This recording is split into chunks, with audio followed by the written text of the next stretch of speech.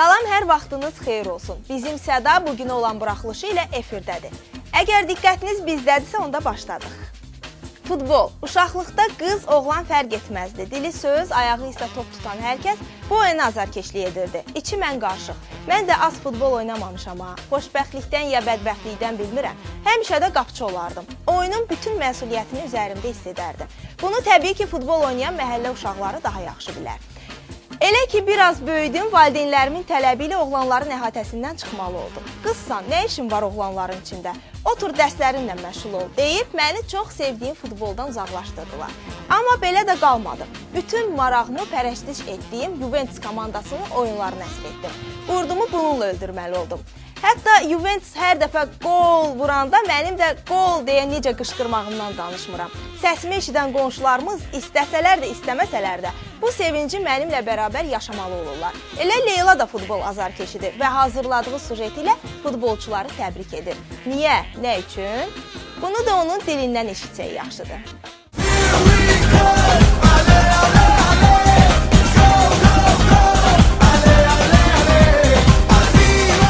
Birləşmiş Millətlər Təşkilatının qərarı ilə hər il dekabrın 10-u Ümumdünya Futbol Günü kimi qeyd olunur.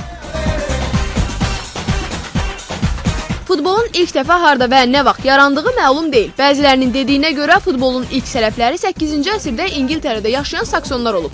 Amma qədim yazılı mənbələrə görə ilk dəfə topun ayaqla oynanılması ideyası şərqlərə məxsusdur. Top uğrunda mübarizə adlandırılan futbol komanda şəklində isə 2500 il bundan öncə Yunanistanda oynanılıb.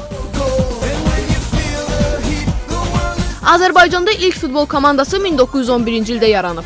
Həmin dövrdə ingilislərin Bakının neft yataqlarına meyl etməsi futbolun da inkişafına təsirsiz ötüşməyib. Onların paytaxta axını yerli əhali arasında futbolu populyarlaşdırıb. Elə Bakıda ilk futbol komandasının da adı Britaniya klubu olub. Məşqçilər komitəsinin yaranması və ən başlıcası A milli komandamıza baş məşqçinin təyin olunması və qrupların komitəsi yaranması, bu üç məsələnin birdən-birə müsbət halda həll olunması mənə elə gəlir ki, futbolumuzun inkişafına böyük köməyi olacaq. Biz də indi məşqçilər komitəsinin üzvü seçildi, bilirsiniz ki. Ona görə də gələn il futbolumuzda dəyişikliklər olacaq. Ən aşağısı ona görə ki, artıq milli komandanı Avropalı mütəxəssis olan yeni bir mütəxəssis Prasinevski başçılıq eləyəcək. Oyun zamanı oyunu maraqlı edən amillərdən biri də qapıya vurulan qollardır. Bu isə hücumçuların işidir. Onlar qapını dəqiq nişan almalı.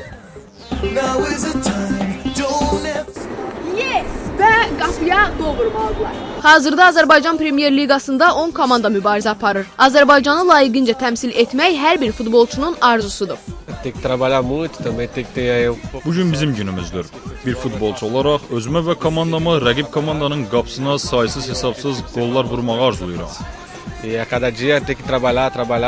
növbədə ən böyük məsuliyyət düşür baş məşqçinin üzərinə və çalışmalıdır ki, yəni futbolçularını hər bir oyuna tam hazır etsin. Yəni oyuna həm fiziki baxımdan, həm psixoloji baxımdan, həm belə deyək, taktiki baxımdan ki, rəqibə düzgün yanaşmağı bacarsın. Bunu öz fikirlərini futbolçuya tam çatdırmalıdır ki, futbolçular meydanda nə etdiklərini bilsinlər. Bu çox vacibdir. Və belə futbolçuların da ki, boyuna düşən vəzifə məşqçinin dediklərini yerinə yetirməkdir və meydanda daima tapşırıqları yerinə yetirməyə çalışmalıdırlar. Məşhur futbolçular həmişə rəqib komandanın qapısını düşmən qalası kimi müqayisə edirlər. Bu qalanı zəbt etmək oyuncudan dəqiq zərbə, qapıçıdan isə cədlik tələb edir. Oyunda ən çətin və məsuliyyətli peşə qapıçının üzərinə düşür. Belə ki, qapı təcrübəli golkipera həvalə olunsa, hər bir zərbənin qarşısını almaq mümkündür. Veteran futbolçu Asim Xudiyevin sözlərinə görə yaxşı futbolçu olmaq üçün istedadlı olmaq yetərli deyil. Cilalanmayan almazın bərq vurmadığı kimi inkişaf etdirilməyən istedad da faydasızdır. Hər bir gənc uşaq futbolla məşğul olmaq istəyirsə, məsələn, indiki biz bu stadionda gənclərin oyununa baxırıq. Onlar hər halda bu idman növü ilə məşğuldurlar. Amma sözsüz ki, onlara istedad lazımdır. Yəni, bu istedadlı futbolçular özlərini göstərməlidirlər. Sözsüz ki, məşqçilər də bu gənclərin arasında istedadlı futbolçular seçməlidirlər. Fin gələcəkdə onlar ustalardan ibarət komandaların səviyyəsinə çata bilsinlər. Və sözsüz ki, həmin uşaqlar çalışmalıdırlar. Gündə heç olmasa 2-3 saat bu gənclər çalışmalıdırlar. Futbol cəmi 90 dəqiqə oynanılsa da bəzən bu dəqiqələr bir ömrə bərabər olur. Ona görə futbolu yalnız seyr etmək yox, həm də yaşamaq lazımdır. Leyla Abbasova, Turan Mustafayev, Rahim Mustafayev, Lider TV. Deməli, bir Seyid ailəsinin oğlu gedir Rusiyaya. Bir müddətdən sonra atasına zəng vuran oğul evlənəcəyini bildirir. Atası nə qədər deyir ki, abala, gəl evə, səni burada evləndirək. Bizim də əhdimiz, niyyətimiz var axı. Faydası olmur. Oğlu evlənir. Növbəti il oğul atasına yenə zəng vurur ki, ata bəs oğlum olur, istəyirəm körpənin adını sən qoyasan. Kişi deyir, abala, mən nə deyə bilərəm ki, biz Seyidik, elə ad qoyun ki, önündə mir söz olsun. Səhəri gün oğul yenə atasına zəng edir ki, ata səhərə kimi fikirləşdik və mir sözünü adın qabağında əmələ gətirə bilmədik. Məcbur olub keçirtdik sözün axırına. Kişinin hövsələsi daralır və deyir ki, axı nə qoydunuz bu uşağın adını? Oğlu cavab verir ki, Vladimir.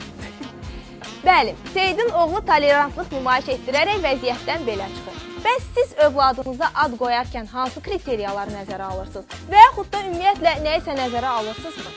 Bu haqda daha ətraflı Türkan danışacaq. Adını mən qoydum, yaşını Allah versin, adıyla böyüsün. Yəqin ki, bugün bu ifadələri eşitməyən az insan tapılar. Bəli, boşuna bu mövzuya toxunmadıq. Sən demə, çoxumuzun mənasından belə xəbərsiz olduğumuz adlarımız bizim xarakterimizdən xəbər verir. Həmişə xanım, Komsomol, Gilas, Kombayn, Meyxoş, Afina, Cinayət, Dayandur, Təşkilat, Bibigulu, Pəriş, Sərxoş, Elbasar, Dindar, Toyxanım, Təyyarə, Fındıq, Jaket, Heyva, Seyxanım, Gilas, İfunya. Nə qədər təəccüblü səslənsə də sadaladıqlarımız gülmək üçün uydurulmuş sözlər yox, məsələ ətrafımızdakı insanların daşıdıqları adlardır. Tarixi mədəni proseslərin adlara ciddi təsiri var. Xüsusilə məsələn İslam dövründə İslami mahiyyətli adlar bizim ad sisteminə kütləvi şəkildə daxil olur. Ona qədər olan adlarımız isə o dövrə qədər olan müəyyən inancları, təsəvvürləri özündə əks etdirir və daha çox demək İslam öncəsi inanclar bizim ənənəvi adlarımızın əsasını təşkil edir. Bəzi isimlər yumşaq və nəvazişlə səsləndiyi üçün ətrafdakılarda yaxşı hisslər, digərləri isə əksinə qıcıqlandırıcı kimi qəbul edilərək mənfi emosiyalar yarada bilər. Adların bu cür fərqli səslənməsi qadın və kişilərin xarakterinin utancaq və ya qəddar olmasına səbəb ola bilər. Adlar cürbəcür olurlar. Bəlkə də qədimdən o adlar olublar ki, təbiətlə əlaqədar olubdur, bayramlarla əlaqədar olubdur. Yəni razılaşaq ki, uşaq əgər bayram günündə anadan olursa, adı ya bayram olur, ya bahar olur, ya Novruz olur. Və ya da ki, təbiətlə əlaqədar olaraq yəni müxtəlif adlar qoyurlar. Heyvan, yəni bizim xoşumuza gələn heyvanların adını maral, ceyran və s. və s. Bu adlar doğrudan da həqiqətən çox böyük psixoloji tərəfdən əhəmiyyəti var. Nə üçün? Çünki insana hansı adı qoyursan, o onun gələcəyini təsir edir. Araşdırmalar insan adının onun xarakterinə birbaşa təsir etdiyini göstərir. Məsələn, Mehriban adını daşıyanlar adətən xoşxasiyyətli, vəfalı və gülərüz. Pəri isimli qızlar gözəl, füsunkar, alim adlı oğlanlar isə elmə dərin yiyələnən bir xarakterə sahib olurlar. Eşitdiyiniz ən qeyri-adi ad hansı olub? Xiyab, arxabaş, çoxdur. Fəlakət. Dalaverdi. Döyüş adı olub Xeybər. Beydən. Kolxoz. Sonra? Təyyarə. Dürüst, ədalətli şəxslərin şərəfinə qoyulan adlar daşıyıcılarının xarakterinin düzgün formalaşmasına təsir edir. Əks halda da eyni proses müşahidə edilir. Özünüz düşünün, axı hansı valideyn övladının mənfi tərəfdən tanıdığı insanla adaş olmasını istəyər? Amerikalı həkimlər və psixiatrlar isə iddia edirlər ki, insanın adı bəzən onun fiziki və psixi sağlamlığına, hətta davranışlarına belə təsir edə bilər. Odur ki, oğlan uşağına Aynur kimi incə qız adı, qıza da Cavidan kimi sərt kişi adı verənlər həmin insanların sonradan daşıdıqları ada uyğun davranmalarına təəccüb etməməlidirlər. Birləşmiş Ştatlarda aparılan tədqiqatlara gəlincə, müəyyən adlar var ki, onların sahibləri sırf humanitar sahə ilə məşğul olur. Ancaq misal üçün Rocky və Chuck kimi adlar əsasən boksçu və futbolçular arasında yayılıb. Belə, insan adları ilə bağlı maraqlı faktları çox sıralamaq olar. Biz isə zənnimizcə əsas olanı qeyd edək. Əsası isə odur ki, ad insanı deyil, insan ona verilən adı yaddaşlara həkk edə bilər. Necəsinə gəlincə isə təbii ki, öz əməlləri ilə. Odur ki, yaxşı ya pis tərəfdən alınacağınız sizin öz əlinizdədir. Və sonda igid ölər, adı qalar ata kəlamını da xatırladaq ki, qulağımıza sırğa olsun. Türkah Mahmudova, Rəşad Məmmədov, Lider TV. Maraqlıdır, görəsən əvvəllər də insanlar belə idilər. Ya o vaxt insanlar başqa idi, ya da biz uşaq idik, ayırt edə bilmirdik işin üzünə astarından. İndi deyəcəksiniz ki, yenə bu ülviyə nə olub, belə qoca arvadlar kimi deyinir. Yox, deyinmirəm. Düşünürəm ki, insan yaşadıkça öyrənir, görür, götürür. Necə deyərlər, büdrəyə-büdrəyə yeriməyə öyrənirik, yanıla-yanıla insanları tanımağı. Sözsüz ki, bütün bunlar insan ruhunda iz buraxmaya bilməz. Streslər, depressiyalar, nevrozlar heç nədən yaranmır ki. Və yaxud da əksinə, yalnız onu deyə bilərəm ki, hər kəs bu ruhi tarazlığını bir cür təmin edir. Kimi həkimə müraciət edir, kimi də yoga üsuluna. Elmira da bugün bu üsullardan biri ilə bizi yaxından tanış edəcək. Dartılırıq, nəfəsi bıraxırıq, boşalırıq, dərinlə nəfəs alırıq, bir də nəfəs yavaş-yavaş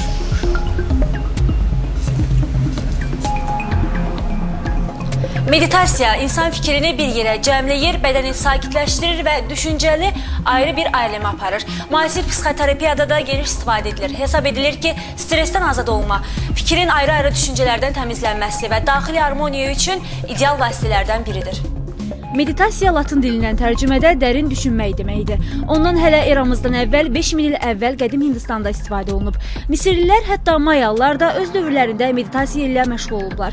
Əsrlər keçdikcə dünyanın müxtəlif ölkələri meditasiyanın fərqli növlərinə müraciət ediblər. Əgər insan istənilən fikirlərini cəmləyə bilərsə, bu artıq meditativ vəziyyətdir. Bu nəyə oxşuyur? Sanki bizim fikirlərimiz bir buludlardır. Səmada buludlar çox ola bilir, tam əhatə eləyə bilir, seyrək də ola bilir. Lakin buludlar tam çəkiləndən sonra nə qalır? Açıq səma. Bax, bu açıq səma bizim şuurumuzdur. Onun üzərindəki olan buludlar bizim fikrimizdir. Fikirlərin toplusu bizim ağlımızdır. Xalidə Muxtarova həyatını meditasiyasız təsəvvür edə bilmir. O demək olar ki, hər günə meditasiya ilə başlayır.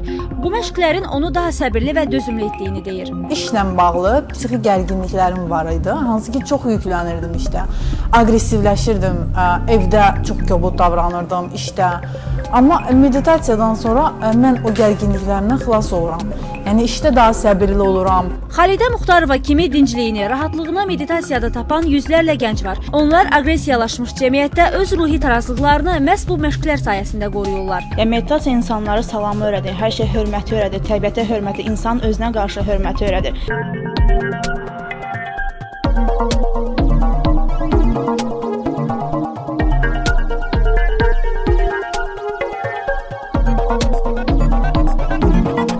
Əgər meditasiya etmək qərarına gəlmisinizsə, ilk əvvəl özünüzü sakit və rahat hiss edəcəyiniz bir məkan olmalıdır. Ən sadə üsulu isə bardaş quraraq və yaxud da diz üstə oturub fikrinizi nəfəs alıb verməyə yönləndirirsiniz.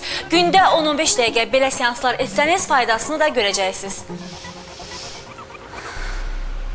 Meditasiya ilə musiqi müşayiətində məşğul olmağınız məsləhətdir. Bununla seansın təsirini daha da gücləndirmiş olacaqsınız. Meditasiyada düzgün oturuş qaydaları da vacib şərtlərdəndir. Müxtəlif formalarda oturuş qaydaları var ki, oturuş qaydalarından istifadə edə bilərik. Məsələn, biri oturuş qaydalarından budur. Buna alınmaz oturuşu deyirlər. Burada bərk oturuş gedir və bel düz qalır. Məhz burada onurğa çox qəşəng düz qalır. Asanqalarda çiyinlər düz qalır və mərkəzi sinir sistemi yaxşı işləyir. Onurğamız yaxşı formada qalır və orqanlarımız tam nizamda qalır və almaz kimi bərk və güclü olmağa başlayırıq. Növbəti oturuş vəziyyətinə keçə bilərik, boşalda bilərik ayaqlarımızı və el arasında buna bardaş qurum deyirlər. Sadəcə sərbəst oturuş qaydasıdır, sərbəst asana, sərbəst oturuşdur Azərbaycan tərcüməsi. Burada da beli düz saxlamaq olar. Növbəti bir oturuş qaydası var, ona Nilufər gülünün forması, pozası da deyirlər. Bu yarım formasıdır, çünki tamamilə forması biraz insanlar üçün çətin olur. Onu da göstərəcəm tamamilə formasını. Bu çətin olar hər bir insan üçün, amma ən azından asan forması isə biraz budur. Burada da meditasiya edə bilərlər, amma bunlardan daha rahat forması isə deyək ki, bunların heç birini otura bilmir insan, bu formada da oturub meditasiya edə bilər. Başlanğıc üçün olar dincəlmək. Psixoterapevtlər meditasiyanın insanın psixoloji durumuna olduqca müsbət təsir etdiyini deyirlər. Mədə nahiyəsində istilik hissi yaratmaq lazımdır. Sonra başda, alın nahiyəsində insanın baş hissəsində soyuqluq, sərinlik yaratmaq lazımdır. Və bunların hamısına nail olandan sonra sən istənilən əmri özünə verə bilərsən. Məsələn, mən sakit olmaq istəyirəm və ya da 10 dəqiqədən sonra yuxuya getmək istəyirəm, bədən çəkimi azaltmaq istəyirəm.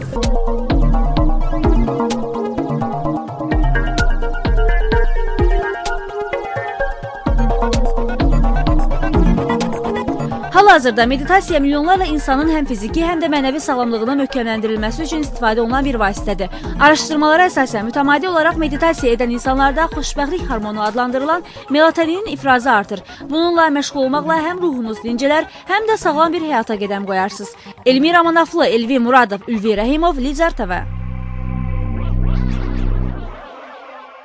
Səyahət etməyi çox sevirəm. Atalarımız da deyib ki, çox gəzən, çox yaşayandan çox bilər. Lap yanıltmacı oldu ki, neysə, söhbətimizdən yayınmayaq. Siz mənə deyin görüm, səyahət etmək üçün hansı nəqliyyat vasitəsinə üstünlük verirsiniz? Mənə qalsa hərəsinin öz yeri var. Ancaq qardaşım bu məsələyə xüsusi həssaslıqla yanaşır. Belə ki, onun təyyarələrə böyük rəğbəti var. Bizim evə qədəm qoysanız, bunu elə ilk baxışdan anlayarsınız. Hər tərəf təyyarədir. Yox, biz aeroportda yaşamırıq. Söhbət təyyarə rəsmlərindən konstruktorlar, maketlər və suvenirlərdən gedir. Elə buna görədir ki, əməkdaşımız Vüqarın qəhrəmanını gözəl başa düşə bilirəm. Aranızda təyyarələrə, aviasiya sahəsinə və ümumilikdə modellərə marağı olanlar varsa, onda tez çağırın ekran qarşısına. Çünki növbəti süjetimiz bununla bağlıdır.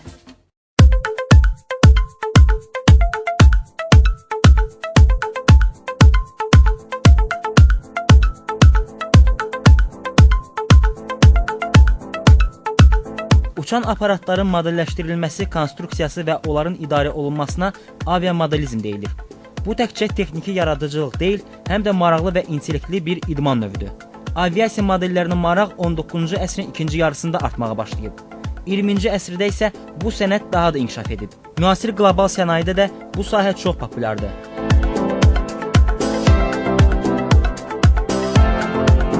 Ölkəmizdə bu intellektli idman növü ilə məşğul olanlardan biri də Cavid Alxazovdur. Sənətdə mühəndis olsa da aviamodelizmə çox böyük marağı var. Miniatür təyyarələrin hazırlanmasında balza ağacın taxtasından istifadə olunur. Cavid deyir, Azərbaycanda bu sahə ilə məşğul olanların sayı hələ ki azdır. Onun fikrincə, bu məşğuliyyət hobbidən çox ciddi və layiqli bir idman növüdür.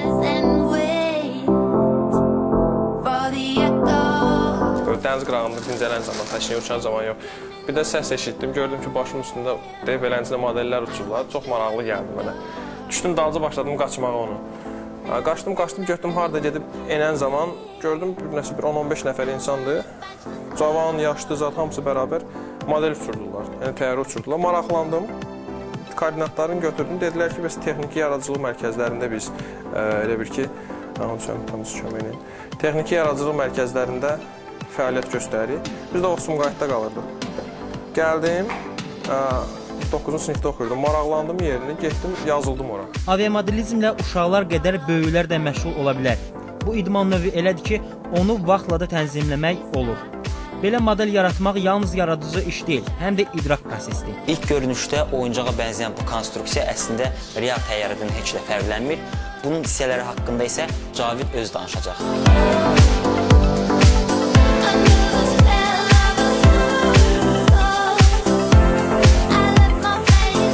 Yuxarı-aşağı hərəkət etməsi üçün hava axınını yuxarı-aşağı yönəldən hissəciklər var. Məsələn, bunlar stabilizator deyilən bir hissəsidir. Bu, quyruq hissəsidir, sağa-sola dönməsi üçün. Yuxarı-aşağı getməsi üçün mexanizmlər vasitəsilə bu deməli, radio vasitəsilə komanda verilir, yuxarı və aşağı hərəkət elətdirilir. Onları hərəkət elətdirən bax, bu hissələrdir bu içəridə. Adlarından bunlar nədir ki, mühərrikli və dişli çarxlı mexanizmdə servo deyirlər.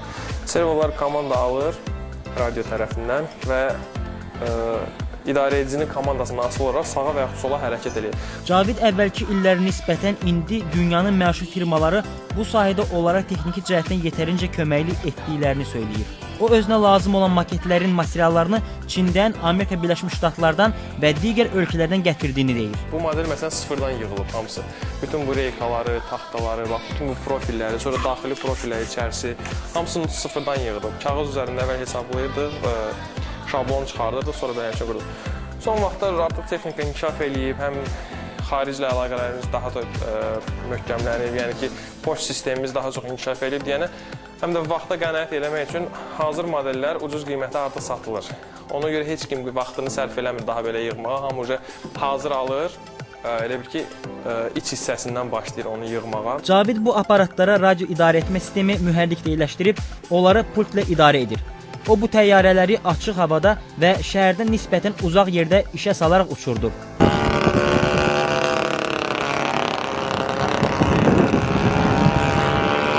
Cavid istəyir ki, gənclər bu idman növü ilə məşğul olsunlar. İnsanların buna marağı artsın. Bir sözlə, aviamodelizm daha da inkişaf etsin. Bizim ümumi bir arzumuz var ki, mərkəzləşdiyimiz bir klubumuz olsun. Bu idman növünü inkişaf elətdirir ölkəmizdə. Yarışlar keçirək, dövlət səviyyəsində, məsələn, çox bir insan, mən bir neçə məktəbdə artıq dərs də demişdim bu barədə. İstəyirik ki, bu idman növünü qaldıraq, həm cəmaata tanıdaq, həm də ki, bu gözəl bir idman növünü inkişaf elətdirək Azərbaycanda. Ümid edirik ki, süjetimizlə sizlərdə, xüsusən də gənc tamaşaçılarımızda aviamodelizmə maraq oyada bildik. Kim bilir, bəlkə də kimsə günü sabah bu işlə məşğul olmağa başlayacaq. Bax, həmin insanlara, elə hər birimizə bütün yeni başlanğıclarda yalnız uğurlar arzulayırıq. Vüqar Səfərli, Elvin Muradov, Lider TV.